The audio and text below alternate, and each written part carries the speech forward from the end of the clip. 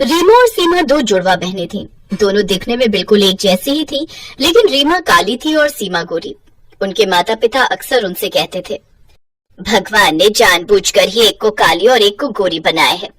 हाँ, नहीं तो हम तुम दोनों को पहचान नहीं पाते। बहुत हंसी आ रही है आप दोनों को। कभी मेरे बारे में सोचा है? सीमा गोरी है, वो कितनी सुंदर लगती है, और मैं? कौन बोला तू सुंदर नहीं है? सिर्फ गोरी लड़कियां सुंदर होती हैं क्या? तू भी बहुत सुंदर है मेरी बहन। वैसा तुझे लगता है, लेकिन लड़कों को थोड़ी। वो तो बस गोरी लड़कियों से शादी करना चाहते हैं। हाँ तो क्या हो गया? क्या हो गया मतलब? तेरी तो शादी हो जाएगी, लेकिन मेरी नहीं होगी। तेरी भी शादी हो जाएगी बेटी। हाँ, भगवान पर भरोसा रख, हम पहले तेरी ही शादी करवाएंगे। दोनों दिखने में एक जैसी थी, एक काली और एक गोरी, लेकिन दोनों में प्यार बहुत था। दोनों एक ही कमरे में एक ही बिस्तर पर सोते थे। सीमा कहती थी, पता है रीमा, आज कॉलेज में 3 लड़कों ने मुझे प्रपोज किया। क्या बात कर रही है यार, तुझे ही सब लोग प्रपोज करते हैं, मुझे तो आज तक किसी ने नहीं किया। रीमा बस इस एक ही बात से परेशान थी।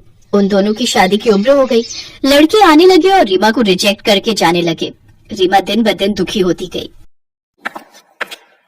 क्या हुआ रीमा, उदास क्यों रहती है आजकल?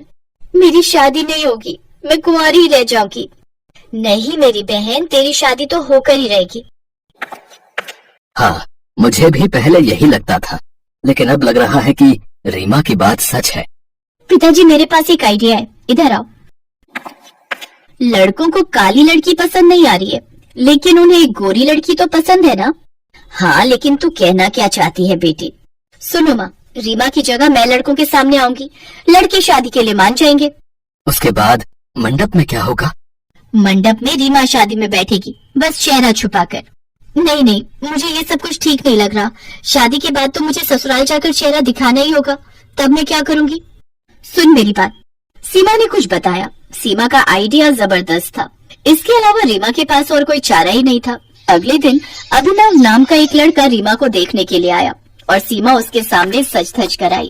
ये है हमारी बेटी रीमा। वाह, लड़की तो बहुत खूबसूरत है, मुझे शादी मंजूर है। एक ही चांस में सीमा को रीमा समझकर अभिनव ने पसंद कर लिया, लेकिन उसे क्या पता था कि उसकी शादी सीमा से नहीं, रीमा से होने वाली है। अभिनव की माँ सुलेखा ने पूछा, आपकी एक ही बेटी है क्या? हाँ, ये मेरी इकलौती बेटी है। बहुत खूबसूरत है, तो फिर शादी पक्की समझे? हाँ हाँ, शादी पक्की है, अगले ही महीने शादी करवा देते हैं। शादी की डेट भी फाइनल हो गई। शादी वाले दिन बाराती भी आ गए। रीमा लहंगा चोली पहनकर दुल्हन बनकर तैयार हो गई। सीमा, मुझे बहुत डर लग रहा है। डर मत रीमा, डर का सामना करेगी तभी तो जीतेगी जिंदगी में। रीमा घूंघट से चेहरा ढककर मंडप में आई। ये क्या, दुल्हन का चेहरा क्यों ढका हुआ है? वो बेटा, हमारे यहाँ एक नियम है, शादी से पहले दुल्हन दूल्हे को चेहरा नहीं दिखाती, एकदम ससुराल जाकर ही ये चेहरा खोल सकती है। ठीक है, कोई बात नहीं, घर जाकर ही देखूंगा अपनी बीवी को। अभिनव और रीमा की शादी हो गई। सूर्यकोटि संप्रभा। अगले दिन सुबह सुबह रीमा अभिनव के साथ घूंघट से चेहरा ढककर ही ससुराल चली गई। कल रात से सीमा अपने कमरे से बाहर नहीं आई थी। चलो, अच्छे से शादी तो हो गई ना? बेटी, मुझे तो बहुत डर लग रहा है, पता नहीं अब क्या होगा। उधर ससुराल पहुंचकर अभिनव ने रीमा से कहा, अब तुम ससुराल में आ गई हो, अब तो घूंघट खोल दो। नहीं जी, मुझे शर्म आ रही है। आज सुहाग रात में घूंघट उठाकर मुझे देख लेना। ये भी ठीक है, मुझसे तो इंतजार हो ही नहीं रहा। तुम बहुत खूबसूरत हो रीमा, उस दिन तुम्हें देखकर ही मुझे तुमसे प्यार हो गया। रीमा ने कुछ नहीं कहा। उसका दिल तो डर के मारे जोर जोर से धड़क रहा था। पता नहीं आज क्या होगा। सीमा ने मुझे सब कुछ सिखा तो दिया, लेकिन ये लोग मानेंगे भी या नहीं। और आखिरकार वो समय आ ही गया। रीमा घूंघट ओढ़कर बैठी रही और अभिनव कमरे के अंदर आया। चलो रीमा, बहुत इंतजार करवा लिया, अब घूंघट उठाओ। रीमा ने घूंघट उठाया और उसे देखकर अभिनव इतना चौंक गया कि वो बिस्तर से ही नीचे गिर पड़ा। अरे बाप रे, लग गई। क्या हुआ? क्या हुआ आपको? अरे तुम्हें क्या हुआ है? कौन हो तुम? मैं आपकी पत्नी रीमा। हाँ, दिखने में तो तुम वैसे ही हो जैसे उस दिन मैंने देखा था, लेकिन तुम्हारे रंग को क्या हुआ? काली कैसे हो गई? काली हो गई हो ना? हाँ, माँ भी बोल रही थी मुझे कि थोड़ी काली हो गई हो। थोड़ी काली? नहीं, इसे थोड़ी काली नहीं कहते। ये कैसे हो गया? वो मैं शादी से पहले अपनी सहेलियों से मिलने के लिए बाहर जाती थी ना, सूरज की रोशनी से त्वचा में टैन पड़ गया है। क्या? टैन से इतनी काली हो जाती है क्या कोई? होती है, लड़कियों की स्किन बहुत सेंसिटिव होती है। आपको कैसे पता होगा, आप लड़की थोड़ी हो। लेकिन अभिनव को ये बात कुछ हजम नहीं हुई, लेकिन वो कर भी क्या सकता था। दिखने में रीमा और सीमा तो बिल्कुल एक जैसी थी, इसलिए अभिनव ज्यादा कुछ बोल भी नहीं पाया। अगले दिन सुबह रीमा की सास सुलेखा भी चौंक गई। ये क्या बहू, तुम इतनी काली कैसे हो गई? रीमा ने उसे भी टैन के बारे में बताया। हाँ माँ, कुछ कीजिए ना, गोरा रंग वापस लाइए ना, आपको तो बहुत सारे नुस्खे आते हैं। हाँ हाँ, तू चिंता मत कर, तुम भी चिंता मत करो बहू, मैं तुम्हें फिर से गोरा बना कर ही रहूंगी। ठीक है माँ जी। उसके बाद से रीमा पर सुलेखा ने एक्सपेरिमेंट करना शुरू किया। मुल्तानी मिट्टी, दूध की मलाई, चंदन, केसर, क्या क्या नहीं लगाया रीमा के चेहरे पर, लेकिन कुछ फायदा ही नहीं हुआ। हर रोज सुलेखा कुछ नई चीज लेकर आती और रीमा के चेहरे पर लगाती, लेकिन रीमा के चेहरे का रंग तो स्वयं भगवान ने दिया था, वो रंग कैसे बदल जाता? अभिनव परेशान हो गया। अब क्या होगा, ये तो गोरी हो ही नहीं रही है। पता नहीं बेटा, मैंने भी सब कुछ ट्राई किया लेकिन कुछ हो ही नहीं रहा है। अभिनव हताश होकर सो गया। अगले दिन ऑफिस जाते हुए वो जाम में फंस गया। तभी उसने सीमा को रास्ते पर देख लिया। सीमा किसी काम से उधर गई थी। सीमा को देखते ही अभिनव को झटका लगा। अरे ये क्या, ये तो मेरी बीवी है, लेकिन गोरी, ये मैं क्या देख रहा हूँ? अभिनव ने उसका पीछा किया और पीछा करते करते वो अपने ससुराल पहुंच गया और सब कुछ समझ गया। अच्छा, तो ये हुआ मेरे साथ। एक लड़की को दिखाकर दूसरी लड़की के साथ शादी कराई गई है मेरी। उसे देखकर सीमा और उसके माता पिता की बोलती बंद हो गई। अरे दामाद जी, आइए ना, बैठिए। नहीं नहीं, मैं बैठने नहीं आया हूँ, मैं तो पुलिस के पास जाऊंगा, केस करूंगा आप लोगों के खिलाफ। नहीं नहीं, ऐसा मत कीजिए, ये सब मेरा ही आइडिया था। सीमा ने सब कुछ बताया। उधर आज सुबह से रीमा बड़ी बेचैन हो रही थी। उसे लग रहा था कि कुछ गड़बड़ होने वाली है, इसलिए वो भी ससुराल से मायके चली आई और वहाँ अभिनव को देखा। घोर कलेश के बाद रीमा ने कहा, ठीक है, आपको गोरी बीवी चाहिए ना, कर लीजिए मेरी बहन से शादी। ये तुम क्या कह रही हो रीमा? ठीक ही कह रही हूँ, वैसे भी सीमा के बिना मेरा मन नहीं लगता, बचपन से हम दोनों साथ साथ रहे हैं। हाँ, वैसे रीमा के बिना मैं भी बहुत अकेली हो गई थी। मुझे भी शादी से कोई ऐतराज नहीं है। हम दोनों बहनें जिंदगी भर के लिए एक ही घर में साथ साथ रहेंगे, पहले की तरह। बहुत मजा आएगा सीमा। मियाँ बीवी राजी तो क्या करेगा काजी। अभिनव ने सीमा से भी शादी कर ली। उसका सपना भी पूरा हो गया और फिर दोनों बहनें एक ही घर में रहने लगी और खुशी खुशी बाकी की जिंदगी बिताने लगी।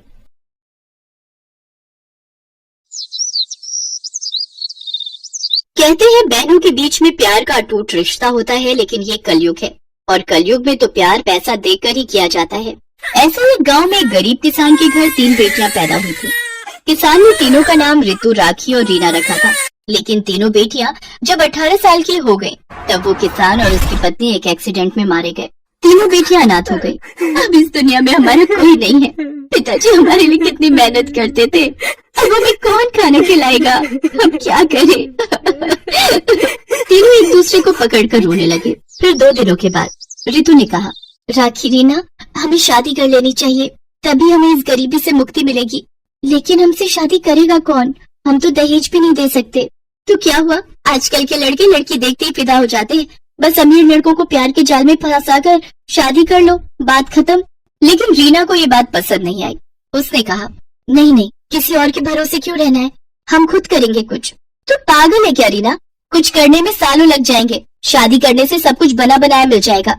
लेकिन रीना इस बात को मानने के लिए तैयार नहीं थी। रितु और राखी अपने लिए लड़के ढूंढने लगे और रीना कॉलेज की पढ़ाई खत्म करने में लग गई। रितु और राखी ने कॉलेज छोड़ दिया। सोशल मीडिया के जरिए वो दोनों 2 अमीर लड़कों से मिले, सुहास और आकाश। दोनों एक ही अमीर बाप के बिगड़े हुए बेटे थे।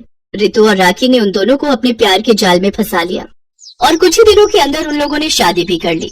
ससुराल जाने के बाद रितु और राखी के होश उड़ गए। अरे यार, कितना बड़ा घर है, कितने सारे फर्नीचर है, मैं तो हमेशा से यही सब चाहती थी। दीदी, यहाँ नौकर लोग भी हैं, हमें काम भी नहीं करना पड़ेगा। बहुत मजा आएगा यहाँ पर। अब पूरी जिंदगी आराम से बीत जाएगी। आपका आइडिया मस्त था दीदी। हाँ, मुझे पता है, वो रीना पागल है, अकेले उस गरीब खाने में पड़ी हुई है। रहने दो उसे, पूरी जिंदगी भर वो गरीब ही रहेगी। वो दोनों अपने पतियों के साथ खाना खाने बैठ गए। खाने में चिकन, मटन, पनीर सब कुछ था। रितु और राखी ने पेट भरकर खाना खाया। उधर गरीब झोपड़ी में रीना चावल में पानी मिलाकर खा रही थी। घर में वो बिल्कुल अकेली थी। उसकी आंखों से आंसू टपक रहे थे। आज पहली बार मैं इस घर में अकेली हूँ। पता नहीं वो दोनों अभी क्या कर रहे होंगे। हे भगवान, वो दोनों बस खुश रहे। खाना खाने के बाद वो पढ़ाई करने बैठ गई। अगले दिन वो कॉलेज गई। प्रिंसिपल ने उससे कहा, रीना, तुमने 2 महीने से कॉलेज की फीस नहीं भरी, कब भरोगे पैसे? माफ कर दीजिए सर, मेरे माता पिता का देहांत हो चुका है, इसीलिए नहीं भर पाई। ये सब बोलकर कोई फायदा नहीं होगा। फीस भरो, नहीं तो निकल जाओ इस कॉलेज से। प्रिंसिपल ने रीना को धक्के मारकर कॉलेज से निकाल दिया। रीना को बहुत दुख हुआ। हे भगवान, मैं तो पढ़ाई करके अपना करियर बनाना चाहती थी। क्या इस दुनिया में पैसा ही सब कुछ है? रीना काम ढूंढने लगी, लेकिन किसी ने उसे काम नहीं दिया।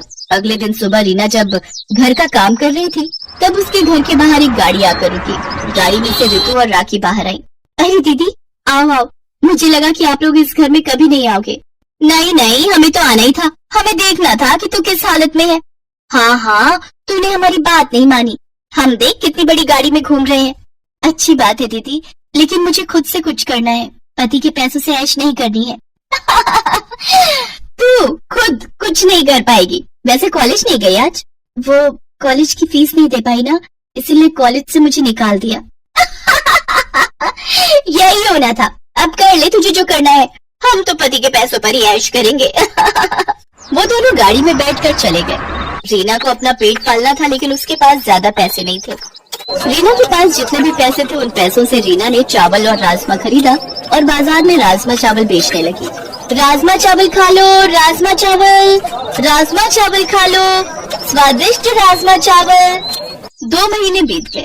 रीना राजमा चावल बेचकर अपना पेट पालने लगी और घर लौटकर पढ़ाई करती रही। एक दिन रीना शाम को घर आई और पढ़ाई करने बैठ गई। तभी बिजली चली गई। पूरे घर में अंधेरा छा गया। अरे, आसपास के घरों में तो बिजली है, यहाँ बिजली क्यों चली गई? तभी रीना को याद आया कि 2 महीने से बिजली का बिल भी नहीं भर पाई है वो। लेकिन रीना को पढ़ाई करनी थी। घर में एक मोमबत्ती तक नहीं थी। अंधेरे में पढ़ाई कैसे करूं? पढ़ाई नहीं करूंगी तो मुझे नौकरी भी नहीं मिलेगी। बहुत सोचने के बाद रीना को दुर्गा माँ की याद आई। गांव में दुर्गा माँ का एक मंदिर था। मंदिर तो छोटा सा था, लेकिन मंदिर में हमेशा एक बल्ब जलता रहता था। रीना किताबें लेकर मंदिर चली गई। दुर्गा माँ की मूर्ति के सामने बैठकर बल्ब की रोशनी में वो पढ़ाई करने लगी और पढ़ाई करते करते रीना वहीं सो गई। सुबह उसकी नींद खुली तो उसने देखा मंदिर का पुजारी वहाँ बैठकर पूजा कर रहे हैं। पुजारी जी, आप कब आए? थोड़ी देर पहले आया हूँ बेटी। तुम सो रही थी, इसीलिए मैंने तुम्हें नहीं जगाया।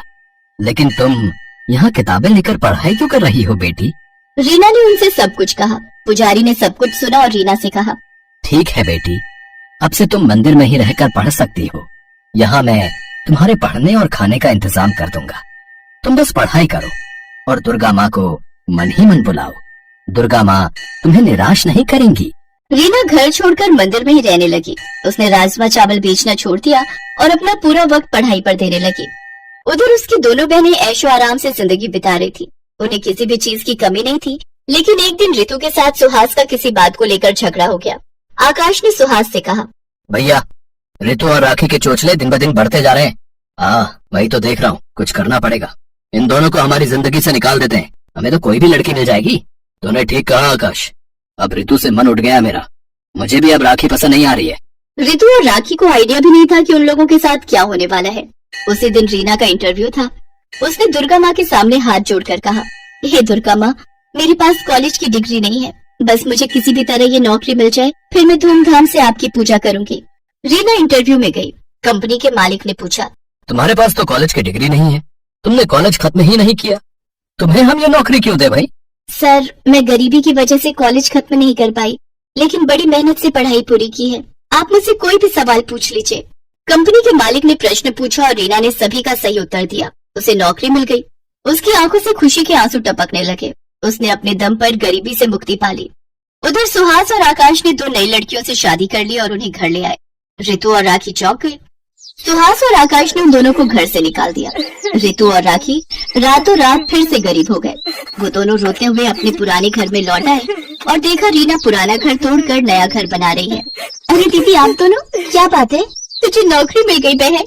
हाँ, तू सही कहती थी बहन, खुद के दम पर ही अमीर होना चाहिए, हम गलत थे। कोई बात नहीं दीदी, अब हम तीनों एक साथ रहेंगे। आप दोनों पढ़ाई शुरू कर दीजिए, बाकी मैं देख लूंगी। तीनों एक साथ रहने लगे। ऋतु और राखी पढ़ाई करने लगी और उन दोनों को भी नौकरी मिल गई। तीनों ने मिलकर बड़े धूमधाम से दुर्गा माँ की पूजा की और इस तरह तीनों बहनें अमीर हो गईं।